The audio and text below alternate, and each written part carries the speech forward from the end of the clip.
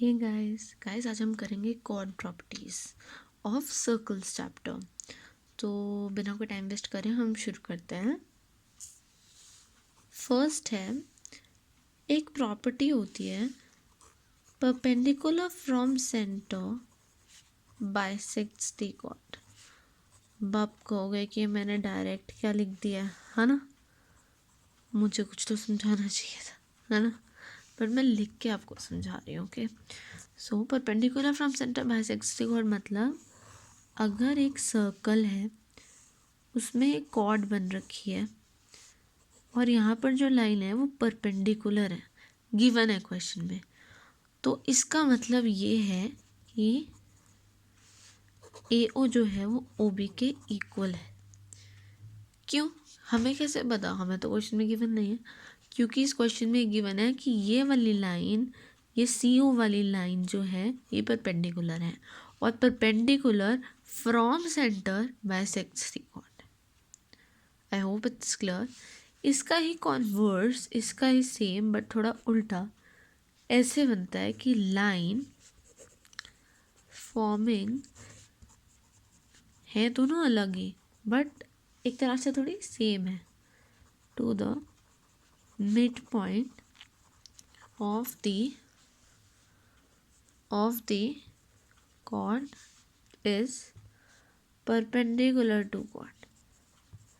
इसमें क्या कहता है, उसमें था कि अगर ये परपेंडिकुलर है तो ये बाइसेक्ट करते हैं, है ना, ये गिवन था।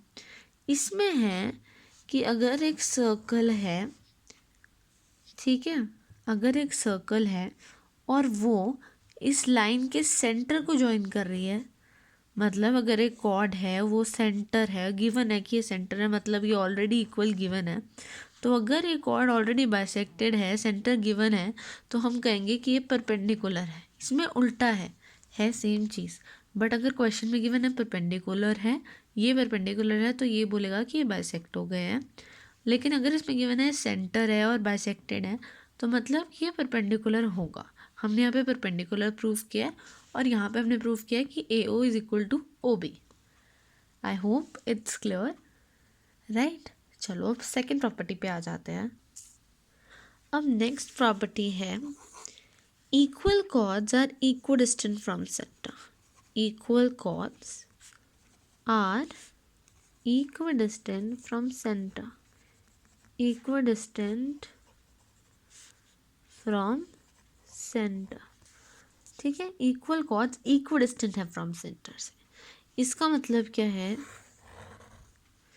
अगर मैं कह दूं यहाँ पे दो कॉर्ड्स हमें गिवन है, ठीक है, यहाँ पे भी हमें दो कॉर्ड्स गिवन ऐसे, ओके, तो इसका मतलब ये है कि ये जो बिगर कॉर्ड्स हैं अगर ये इक्वल हैं तो ये भी इक्वल होंगी।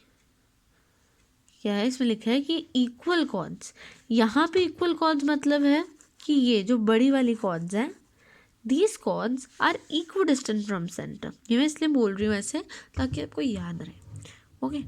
तो इक्वल कॉर्ड, जो बड़ी वाली कॉर्ड्स है वो अगर इक्वल हैं तो उनके बीच में जो कॉर्ड्स बन रही हैं वो भी इक्वल होंगी, ठीक है।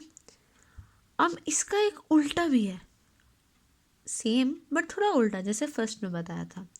उसमें क्या होगा, उसमें होगा कि ये दोनों अगर इक्वल हैं तो ये बड़ी वाली कॉर्ड्स भी इक्वल होंगी। इसमें अगर बड़ी वाली कॉर्ड्स इक्वल है तो छोटी वाली जो बीच में बनती है वो इक्वल होंगी। और दूसरी वाले में है कि अगर छोटी कॉर्ड्स इक्वल है, क्या है, अगर छोटी कॉर्ड्स इक्वल हैं तो बड़ी कॉर्ड्स इक्वल होगी। समझ आ गया। अब मैं बस जो कॉन्वर्स है वो लिख देती हूँ। प्रॉपर्टी तो मैंने आपको इसी डायग्राम में समझा दी है। कॉर्ड्स जो कि इक्विडिस्टेंट है, उसमें है ना आर इक्विडिस्टेंट फ्रॉम सेंटर, तो ये इक्विडिस्टेंट है। अब इसमें chords which are equidistant from centre, ठीक है। So chords which are equidistant from centre, ठीक है। Chords which are equidistant from centre वो इक्वल होते हैं। जो इक्विडिस्टेंट होते हैं, कॉर्ड्स जो कि इक्विडिस्टेंट हैं from centre are equal. I hope it's clear.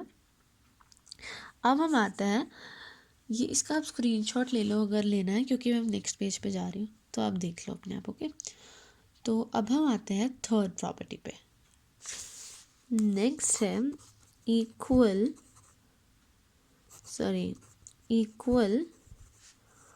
chords subtend equal angles at the center. Subtend equal angles at the center. इसका मतलब क्या हुआ? इसका मतलब ये है कि सपोज मैं अभी यहाँ पे एक सर्कल बना रही हूँ। ओके, मैं एक सर्कल बना रही हूँ। ओके, यहाँ पे एक मैंने ट्रायंगल बनाया, क्लियर? यहाँ पे एक मैंने ट्रायंगल बनाया, ये इक्वल है दोनों। ये तो बस ज़रा सा हो गया कि गलती से थोड़ा बड़ा बन गया, बट ये इक्वल ही है। तो इसमें लिखा है जो equal cord subtend equal angles in the centre, मतलब ये इक्वल कॉर्ड्स हैं। ये तो रेडियस है, ये रेडियस है, ये रेडियस है, इसमें कंफ्यूज मत हो। ये कॉर्ड है, तो इसमें लिखा है इक्वल कॉर्ड्स जो हैं वो इक्वल एंगल सबटेंड करता है एट द सेंटर, और सेंटर ये है, सेंटर ये है, तो this. So equal chords subtend equal angles at the centre. इसका भी कॉन्वर्स है। इसके कॉन्वर्स में क्या होगा?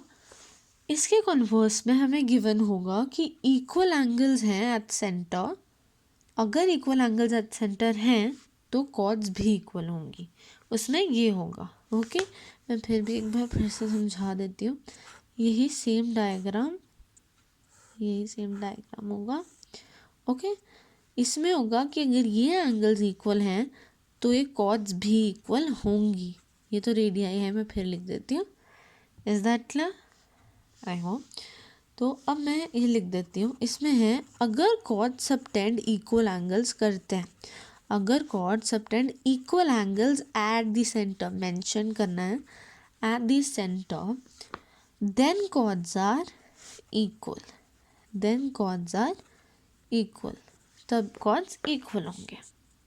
ठीक है, आई होप इट्स क्लियर। अब आते हैं अपनी लास्ट प्रॉपर्टी पे। उसका कोई कॉन्वर्स नहीं है, उसकी एक ही चीज़ है, वो हम अब समझते हैं। सो फोर्थ है line joining the centres of two intersecting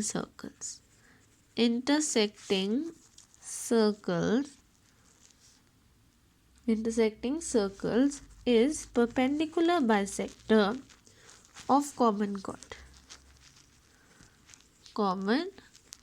chord। ये है कि line joining the centres of two intersecting circles, line जो है ये इंटरसेक्टिंग सर्कल्स हैं, ये जो चीज़ है, ये जो इनके बीच में जो लाइन बनती है इसे कॉमन कॉर्ड कहते हैं। तो यहाँ पे बात हो रही है कि line which joins the centres, centre ये लाइन जो जॉइन करती है from the centre of the circle is perpendicular bisector. तो ये जो लाइन है ये परपेंडिकुलर बाइसेक्टर एक्ट करेगी, ठीक है, क्योंकि कॉमन कॉर्ड के सेंटर से जा रही है। यही थी हमारी प्रॉपर्टीज़।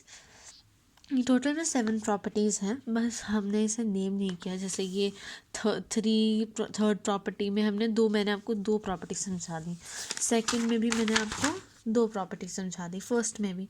तो टोटल में हमने 7 प्रॉपर्टीज़ करी हैं। और आगे जब हम क्वेश्चंस करेंगे, मैं तो थोड़ी डालती हूँ, आपको पता है, बट जब आप क्वेश्चंस करोगे तो ये प्रॉपर्टीज़ आपको बहुत काम आएंगी। आप पहले लर्न करना, तभी फिर ही क्वेश्चन शुरू करना, वरना आपको बहुत प्रॉब्लम आएगी। Okay, so all the best everyone.